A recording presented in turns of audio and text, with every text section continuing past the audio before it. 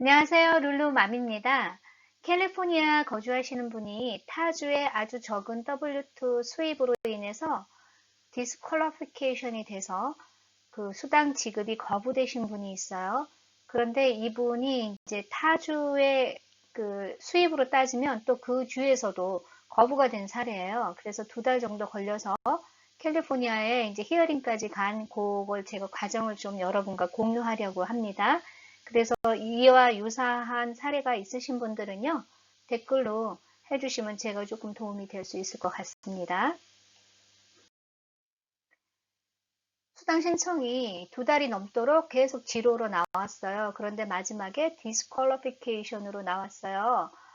그래서 이제 이 디스퀄리피케이션이 보통은 신분 문제였기 때문에 신분 그 서류를 다 해서 어필을 하셨다 그래요. 그런데도 계속 뭔가 진전이 없었습니다.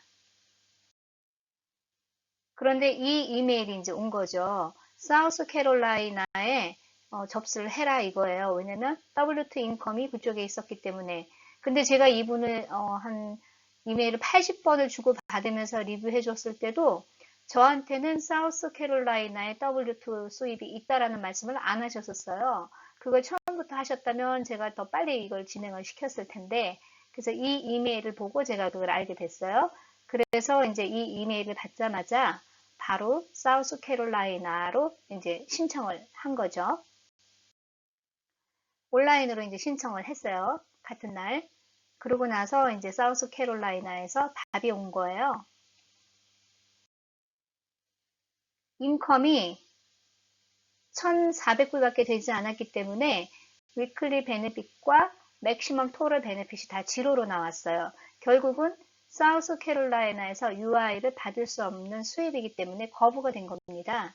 그래서 이 디터미네이션 레터를 가지고요. 캘리포니아에 다시 신청을 했어요. 왜냐하면 이분은 사우스캐롤라이나에서 한 3개월 정도만 잠깐 일을 하시고 계속 캘리포니아에서 거주를 하셨거든요. 그래서 어필 레터를 보냈습니다. 그래서 이제 7월 5일날 어필 레터를 보내면서 항상 아이디를 같이 보내는 게 좋습니다. 그래야 서류를 하나로 다 리뷰를 할 수가 있기 때문에요. 그래서 이제 요날 그 사정을 다 써서 보냈어요. 그랬더니 이제 Certify for Benefit이 뜨기는 했는데 조건이 뭐냐면 이건 아직 어필 상태예요. 하지만 Certify for Benefit은 계속 진행을 하라는 거죠. 그래서 Certify for Benefit을 다 했어요. 그러면 이제 어떻게 나오냐면 클레임 히스토리에 스테러스가 다 어필로 떠요. 즉 이제 이게 어필이 받아져서 승인이 되면 페이드로 바뀌겠죠. 그래서 하지만 Certify for Benefit은 계속 나와요.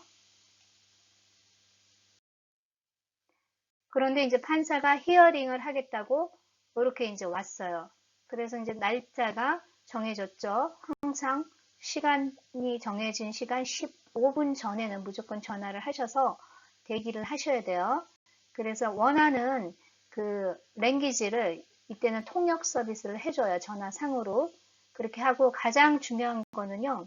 히어링 하면 아무래도 긴장을 하기 때문에 말을 실수를 많이 하세요.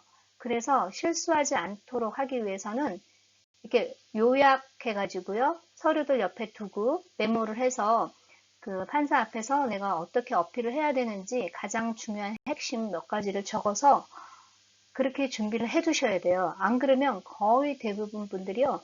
실수를 하시더라고요, 여기에서.